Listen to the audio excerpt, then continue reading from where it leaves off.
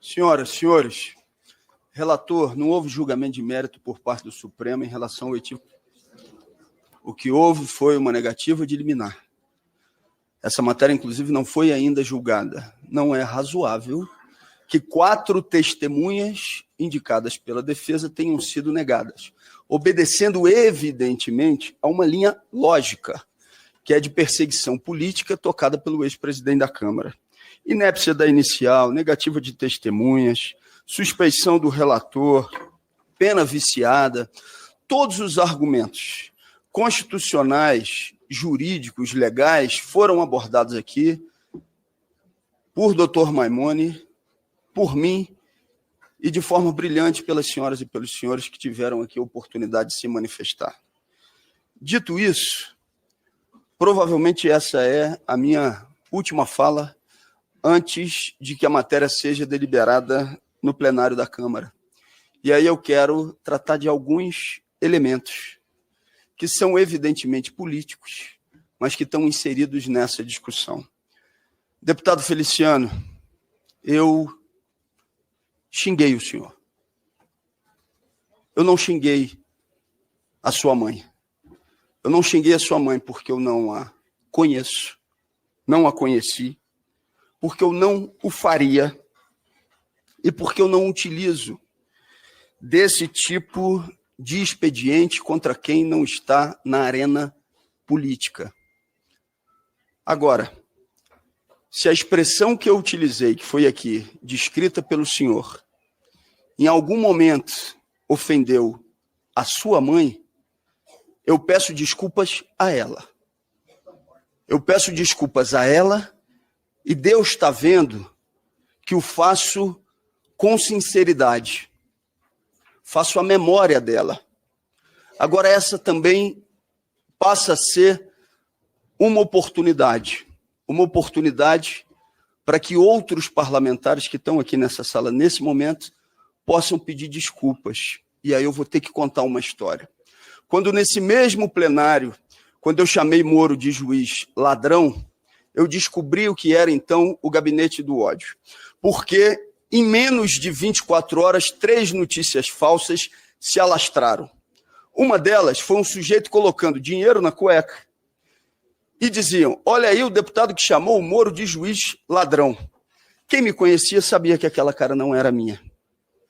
Inclusive, para minha surpresa, o próprio deputado Otônio de Paula foi às suas redes sociais e dizer, discordo de tudo em relação ao deputado Glauber, mas isso daqui se trata de uma mentira, não é ele. Quem conhece sabe que não é.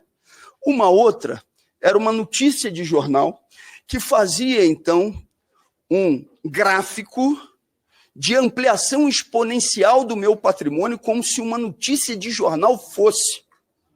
Se tratava também de uma evidente mentira, que foi desmentida por todos os mecanismos de checagem. Agora, aí vem a terceira mentira, e que eu confesso, é aquela que mais me desestabilizou, e que me desestabiliza até hoje, pelo tamanho da crueldade. Esse deputado teve a mãe dele caçada por roubo de merenda. Se trata de uma bandida. O que nunca aconteceu. Era simplesmente uma mentira. E uma mentira que parte da extrema-direita percebeu que me desestabilizava.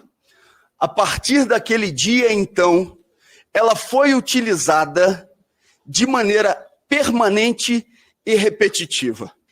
Eu cheguei a falar para minha irmã em casa, não quis preocupar meu pai com isso, que já tem 83 anos, e falei para a Sâmia, olha, essa mentira me desestabiliza. Eu posso vir a perder a calma com um deputado que repetidamente a fala, porque aí, deputado Feliciano, diferente e muito diferente de algo não intencional, era a intenção deliberada de atingir, de atacar uma mulher honrada que cavou o chão com as unhas e que, para além disso, estava com Alzheimer avançado e não estava mais na arena política há bastante tempo. Antes da minha reação ao provocador, eu deixei de reagir muitas vezes, e pode ser que esse tenha sido o meu erro. com o que fizeram muitos parlamentares em relação à memória dela. É a oportunidade, eu dei essa oportunidade ao provocador, no Conselho de Ética. Perguntei para ele, provocador, o senhor gostaria de publicamente pedir desculpas à minha mãe, mesmo ela estando falecida, e à memória dela? E a resposta dele é que não iria fazê-lo, que não faria. Do mesmo jeito, eu pergunto, sabendo da condição em que minha mãe estava, se a deputada Carla Zambelli, pelo vídeo que fez junto com seu assessor, utilizando os piores adjetivos em relação à minha mãe, se ela gostaria de se desculpar também. Ela tem a possibilidade de fazê-lo. Eu gostaria de perguntar ao deputado José Medeiros se ele gostaria também de se desculpar publicamente agora por aquilo que falou em relação a ela. Eu gostaria de perguntar, e esse provavelmente o caso mais grave, ao deputado Éder Mauro, se ele gostaria também de pedir desculpas publicamente pelo que falou. Não só pelo que falou, no período em que ela já estava com Alzheimer avançado, mas se gostaria também de pedir desculpas de agora, depois do falecimento dela, agora, deputado. Talvez, no dia de hoje, eu possa não convencer os senhores, mas eu não estou tirando uma tonelada das costas como culpa, mas talvez eu esteja tirando uma tonelada de dentro de mim de mágoa. Eu gostaria de saber se o deputado Éder Mauro, que acabou de publicar um vídeo, depois dela falecida, aqui nesse mesmo plenário da CCJ, onde se refere a ela mais uma vez como bandida e outros adjetivos que o deputado sabe que utilizou. Deputado, retire isso da sua rede e faça um pedido de desculpas a uma pessoa que está falecida e que era uma mulher honrada, que cavou o chão com as unhas. Eu não falo isso mais agora aqui com raiva. Eu falo de maneira objetiva, mas ao mesmo tempo muito emocional, transbordando também o que é essa emoção no momento como esse, onde eu estou tendo a oportunidade de falar. Eu lembro onde cada um se referiu a ela com essas expressões, seguindo numa linha política de desestabilização permanente. Eu gostaria de saber se o deputado Caveira também gostaria de se desculpar por, no estacionamento do anexo 4 da Câmara dos Deputados, ter dito, vou chamar o deputado Éder Mauro, evidentemente se referindo a esse acontecimento, porque sabia que me desestabilizava e que eu reagi nas minhas palavras ao que ele estava dizendo. O provocador que veio naquele dia foi o resultado não exclusivamente da sua ação, mas foi o resultado de uma linha política de desestabilização que, de fato, me desestabilizou. Eu tenho que confessar às senhoras e aos senhores, e talvez hoje tenha sido o último dia que essa desestabilização me atinja desse jeito, porque a partir do momento em que ela é colocada publicamente, eu não vou precisar tratar do que aquilo me gerou numa conversa reservada com Sâmia, nem numa conversa reservada com minha irmã, que me disseram, não reaja. É exatamente o que eles estão querendo, é o que eles estão buscando de você. Mas eu me pergunto, é razoável a utilização desses elementos na disputa política com quem não mais está na arena política para se defender? Senhores, eu tive durante toda a minha vida parlamentar, e espero continuar, um embate duro com os senhores. Mas eu não utilizei elementos da vida privada dos senhores ou elementos relacionados à família dos senhores que não estivessem na arena política, é importante que isso se diga, para que esse tipo de agressão se desse. E não deixou de chegar para mim. Não deixou. Muita coisa. O tempo inteiro. E Camila, Letícia, que estão aqui comigo, da minha assessoria, sabem como que sempre eu tratei esse tipo de agressão que tratava diretamente da família ou daqueles que não estavam na arena política para realizarem a sua própria defesa. E assim eu pretendo continuar.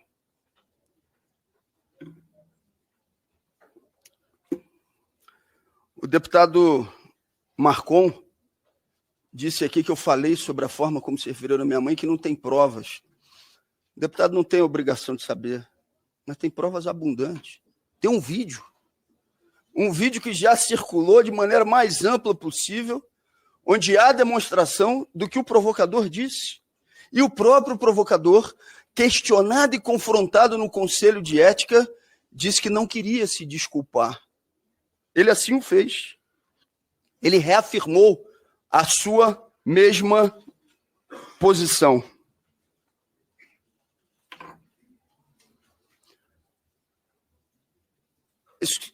Essa Comissão de Constituição e Justiça vai se manifestar no dia de hoje. Vai votar o recurso que foi apresentado. E, se negado o recurso, daqui a 60 dias, ele vai para a deliberação no plenário da Câmara. Pode ir para a deliberação do plenário da Câmara. Senhoras e senhores, deputados e deputadas, eu não vou modificar as minhas posições políticas a partir de qualquer tipo de coação. Eu não o farei. Eu não deixarei de me manifestar publicamente sobre os elementos da reação ao provocador. Eu não deixarei de fazê-lo. Eu não deixarei de dizer que essa prática utilizada pelo MBL contra os seus inimigos políticos é prática de organização criminosa. Eu não vou deixar de fazê-lo. Eu não vou deixar de dizer que deu tração a essa perseguição a ação do ex-presidente da Câmara, Arthur Lira. Eu não vou deixar de dizer isso. Eu não posso deixar de dizer isso. Eu vou lutar com todas as minhas energias, com todas as minhas forças, em defesa do mandato. Mas não faço isso de maneira individual. Eu sei que está muito presente e que as pessoas já estão cansadas, muitas vezes de saco cheio, quando algum político diz, não é por mim, é pelo coletivo. Mas nesse caso especificamente, é pelo coletivo. É pelo coletivo que faço essa defesa. É em respeito às pessoas que votaram em mim, os quase 80 mil eleitores do Rio de Janeiro, mas também por aqueles que não votaram em mim e que se sentem representadas no mandato. Mas digo mais, é por aqueles que votaram, é por aqueles que se sentem representadas, mas é também, nesse momento, por aqueles que não se sentem representadas na posição política que eu defendo, mas que têm a convicção que se trata, nesse momento, de um ferimento grave às liberdades democráticas.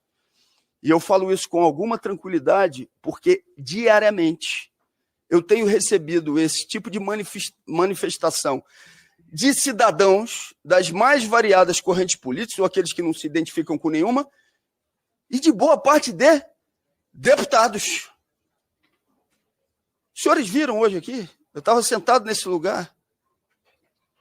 Deputados que passaram por aqui, que me cumprimentaram e falaram comigo, que não são do PSOL, que não são de uma força de esquerda, mas que disseram que estão contra a votação dessa cassação nos termos em que se procura fazer. Eu, evidentemente, e Sami Fernanda e outros deputados e deputadas já disseram isso, mas eu acho, inclusive, que seria dispensável.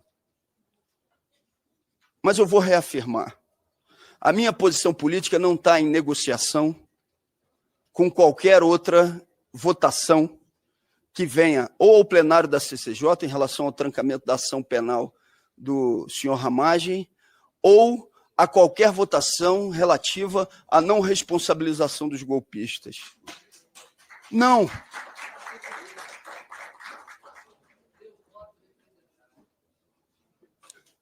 Não. Sabem por quê, senhores? Sabem por quê? Porque se diferente eu agisse, podem ter a certeza. Eu não contaria, eu posso contar com a sede de vingança de alguns, mas até com aqueles em relação aos quais eu conto com a sede de vingança, existe uma posição, muitas vezes, de respeito à minha posição política. E se eu me envergo agora, ou me entrego para uma negociação exclusivamente pelo salvamento do mandato no plenário, eu posso perder tudo, inclusive o respeito. E o respeito eu não vou perder. Porque eu sou filho de Saudade, porque eu sou filho de Roberto, porque eu sou filho de Amaral, porque eu sou filho de Erundina, porque eu sou filho das bordadeiras que me trouxeram esse broche para que eu tivesse utilizando aqui no dia de hoje. Eu sou filho de tantas mulheres que me encontram dia e noite, dizendo, estamos contigo, siga firme. Eu sou filho de Toninha, eu sou filho da trabalhadora da Câmara, que durante o período em que eu estava em greve de fome, ela disse, estou jejuando junto contigo. Estou com você. Essa injustiça não vai se operar. Ela não vai prevalecer. Sou filho de Gesa. Sou filho de um bocado de gente que me adotou não só como filho, mas adotou aquilo que eu estou defendendo politicamente como uma causa necessária para dialogar prioritariamente, e é sobre isso que eu queria dizer, para dialogar prioritariamente com parte daqueles que não estão nessa sala hoje, que são os jovens, que é a juventude, as juventudes. A resposta e o recado que a gente está dando para as juventudes aqui é: a política pode ser bonita, ela pode ser dura, ela pode ser feia, mas ela pode ter honradez, e por isso ela pode ser bonita. Esse jovem que está vendo essa sessão nesse momento, ou que vai ver esse vídeo depois, espera de mim essa posição política. Senhoras e senhores, salvar o mandato